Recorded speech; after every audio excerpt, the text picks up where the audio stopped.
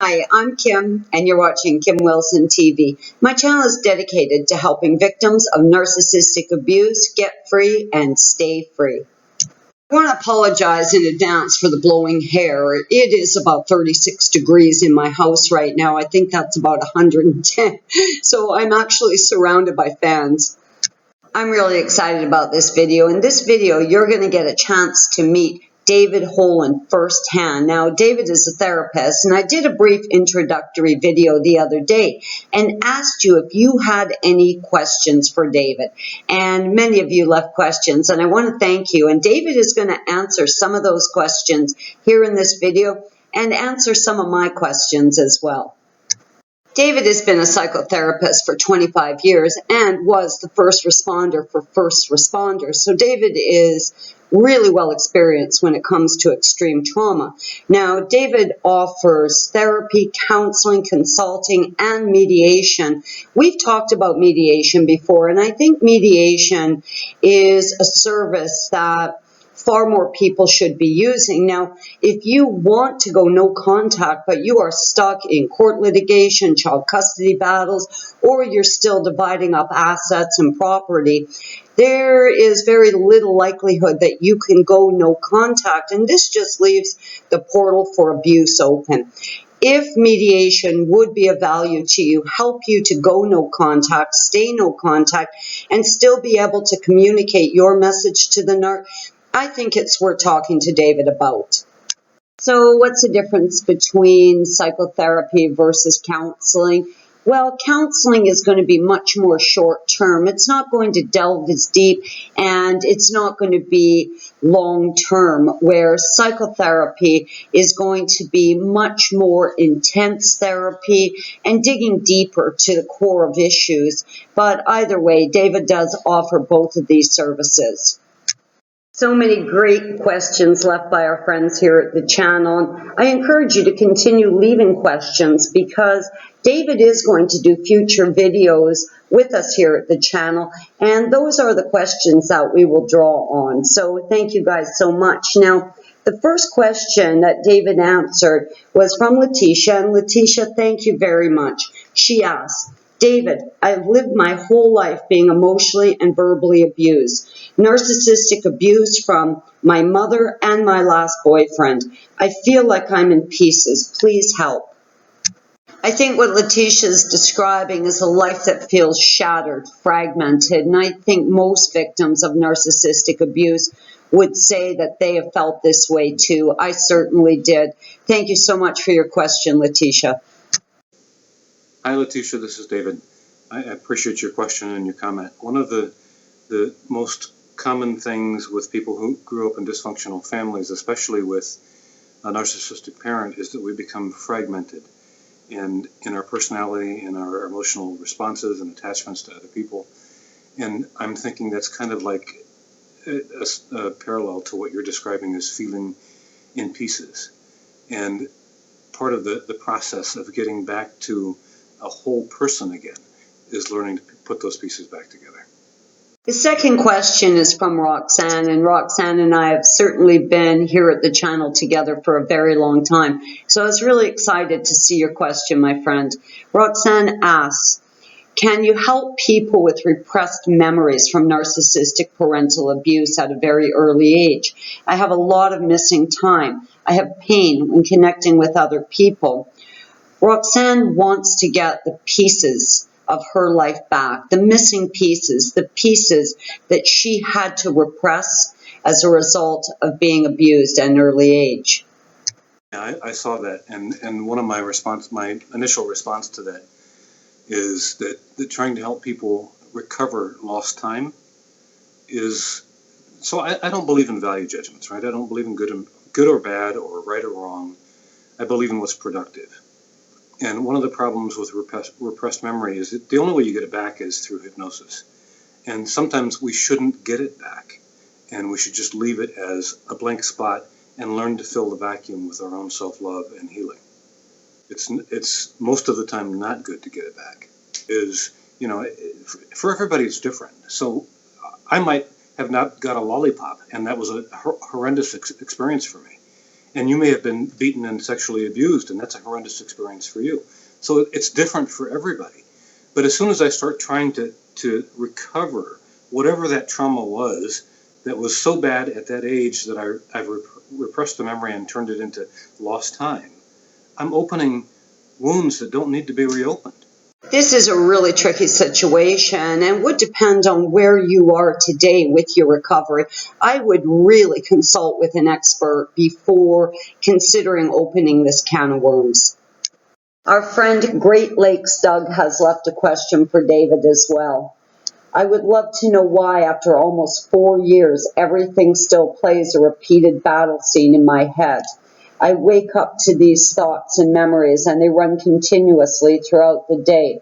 Great Lakes Doug is now very skeptical of people and relationships, and he wants to know how to turn off this repetitive noise in his head. Hi, Great Lakes Doug. This is David again. It's an interesting question because one of the things that you're talking about is the background noise of the trauma that you went through. And part of the problem in dealing with that is an underlying subconscious belief that if you just understood why it happened, you could resolve it and the noise would stop. And one of the problems, especially with narcissistic abuse, is that you can't apply what I would call the normal relationship rules to a relationship with a narcissist. They will always be unpredictable. They will always be deceitful. They will never own responsibility for what happened. And that leaves you with this kind of struggle of trying to explain to yourself, how did this happen to me and what do I do with that? It's one of the biggest mistakes that people who have been victimized by a sociopath or narcopath or narcissistic abuser, the belief underlying that is, if I just could explain to myself why they did it, I would be fine. It's a fundamental mistake to believe that you will ever be able to answer the questions of why did they abuse me the way they did. But I think it's kind of a general human nature thing to say, why did you do that to me? And trying to answer that question, even if you could ask the narcissist directly, and even if they could say, this is why I did it, you would never know if that's the truth or not, ever. Because they don't have the fundamental capacity to be honest with themselves.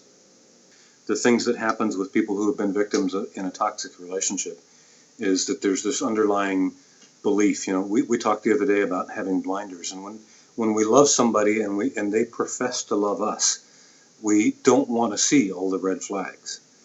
And especially with a narcissist, there are so many that we ignore from beginning to end, that we get caught in this internal loop in our own mind with all the damage that's been done, the way that we've been dismantled as a human being, and our mind is searching for ways to answer the question of, how did this happen to me?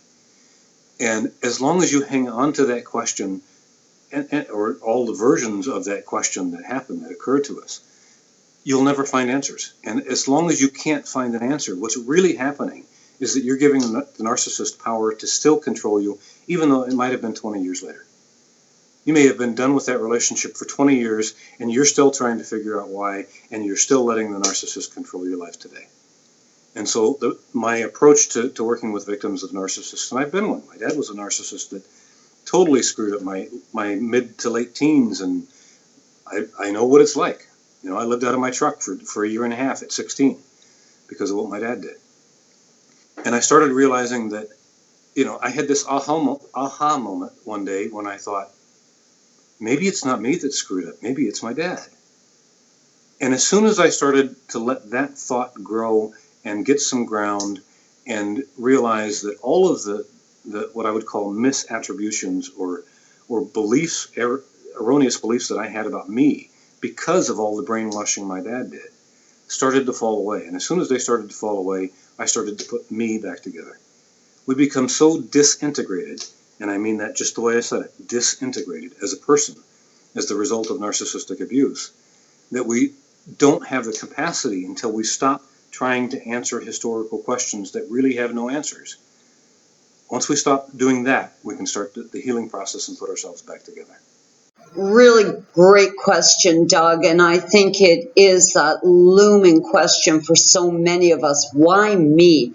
Why in the world would someone I love make personal sacrifices for someone I was so compassionate and empathetic of, so generous to, so considerate of? Why? Why would they do this? And I too have found myself stuck in that loop in question. And I do believe that for many of us, we feel like if we could get the answer to this question, we would be validated. Your question really struck a chord with me, Doug, because it was certainly an obstacle for me in the early stages of my recovery. Certainly we want to know why someone treated us this way, and I believe this is a major stumbling block, a major obstacle for many victims of narcissistic abuse. You know, David, for so many victims, we really cling on to that early love bombing and that early idealization, that shower of love, that belief that the narcissist loves us and cares about us. Unfortunately, for many of us, we carry that into the devaluation stage, but we don't leave in many cases because we're hanging on to that belief that the narc loves us or cares about us. They'll love bomb you forever to convince you that they do, and 20 seconds later you're being devalued and diminished and destroyed again. I'm going to say I care about you and I'm a narcissist are mutually exclusive statements. It isn't possible, if I'm a true narcissist, for me to actually care about you. One of the hallmark features, almost universal, is that a narcissistic personality has no capacity for empathy for somebody else. And if I have no capacity for empathy, what that really means is I don't care about how you feel, what I did, how hurtful it was, what the impact is going to be on you, on your life, on your kids. I don't care. I have no empathy for that.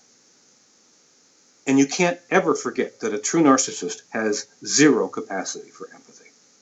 Voodoo, witchcraft, telepathy, call it what you want. So many victims express a feeling like the narc just seemed to know you, to instinctively know you. Yes, they were extracting information so they could create the fake self, mirror you back at you, but it goes a bit beyond that. And I certainly do have a feeling myself that Trevor had almost tapped into who I was. Narcissists are, I think, unconsciously expert at tapping into our empathic needs.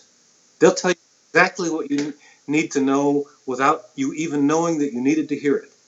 It's always really broken my heart to see so many beautiful people gravely injured from this odious form of abuse. We have many friends here at the channel who have been free from the narcissist and no contact for 10, 20 years and still struggle to find their footing.